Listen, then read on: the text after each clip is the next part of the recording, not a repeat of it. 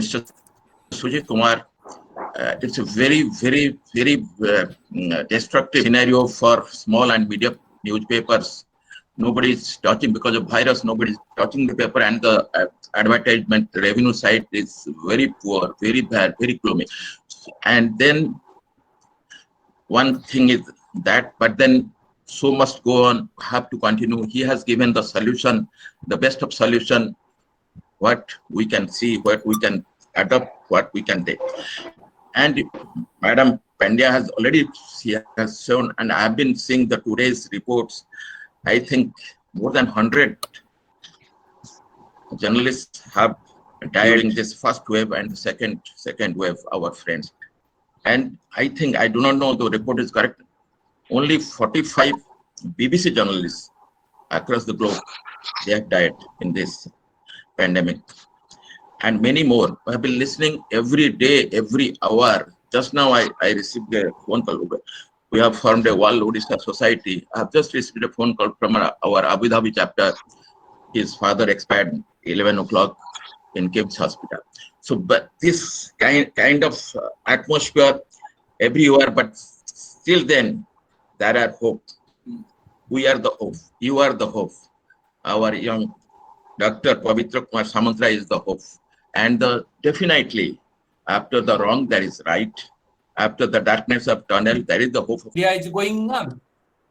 The main reason behind it is that probably media failed to show the mirror to authority or ruling dispensation of what is going on or what will happen, or how the second wave will inflict damage upon us. That is the one of the reason.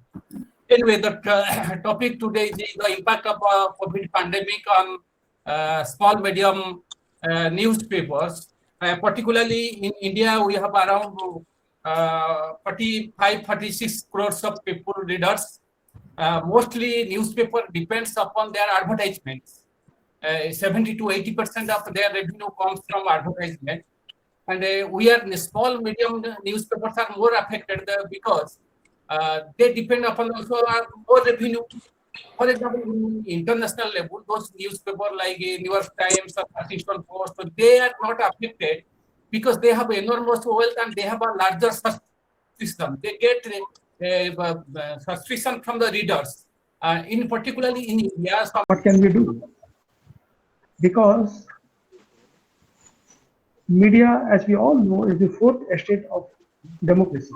It is extremely important to have a vibrant, to have a dynamic, to have a functioning media, particularly print media. And even within the print media umbrella, particularly the small and medium newspapers, the role they play in making sure that we have a functioning democracy. As the largest democracy in the world, if our democracy has to play its role, then small and medium newspapers have to be not only kept alive, but also have to be promoted despite the challenges they are facing. Article 19(1) of our Constitution, which guarantees freedom of speech and expression to all our citizens. Numerous Supreme Court judgments have read, the independence of media into the Article 19(1), freedom of speech and expression. So, as a liberal thinker, as a strong believer in the democratic values of our country, as a citizen of this country who takes immense pride of being an Indian, of our long history of freedom struggle, and more than 70 years of democratic and liberal values, I would definitely go to the extent of saying that if there was ever a time to protect the small and medium newspapers and to support the Indian Federation of Small and Medium Newspapers, IFSMN, it is now. If ever the government had to support Indian media, it is today.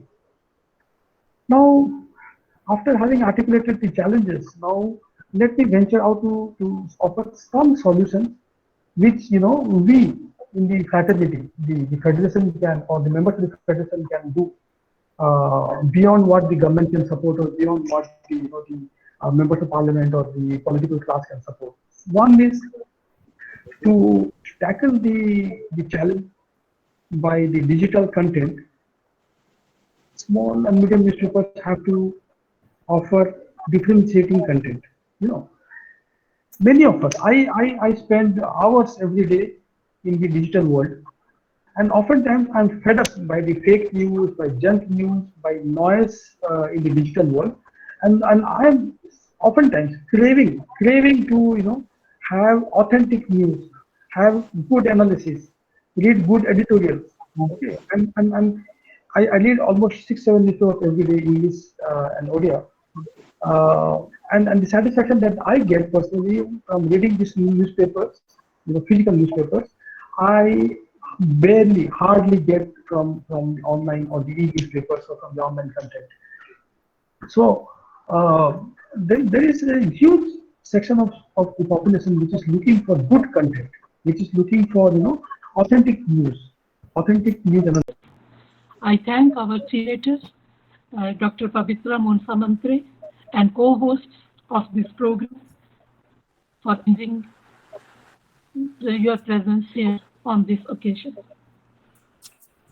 At the outset, I deeply mourn the loss of lakhs of lives due to devastating pandemic in this country. Hundreds of journalists' lives would have been saved if our demand for getting them vaccinated as frontline workers would have been met by the government. Still, it is not too late to make amends. I thank honorable courts, especially Delhi and Madras High Court, for the acceptable stand taken by them to save human lives. My thoughts go back to 1984 when this organization was set up, and I thank my husband, late Shri A.C. Pandya, and all those who have helped me in taking the organization to these heights, because of which it is possible to meet together even after 36 years.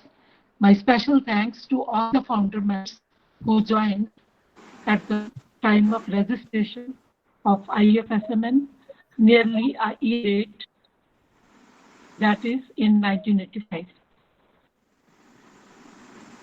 Now coming to the topic of the today's program, the effect of pandemic on medium newspapers. The impact of this devastating pandemic has been devastating on the economic survival of small and medium newspapers and the journalists working for small and medium newspapers and news agencies as well. I appeal to the government of India. I appeal to the government of India and state governments to release 50 lakhs the families of all those journalists who have passed away due to this pandemic voluntarily. They have done this already. My thanks are to them. I take this opportunity to remind the government that nearly a year ago introduced a paper. No, they had introduced a bill in Parliament to replace the existing Press and Registration of Books Act, under which was specifically proposed that all digital media journalists will be registered with the RNI. Then suddenly, when farmers' strike took place, and it is still going on, demanding the withdrawal of formula, the government made a very calculated move. The government made a very calculated move to put that bill perhaps in cold storage. Instead, they brought new rules and regulations disturbing the work, disturbing the professional obligations of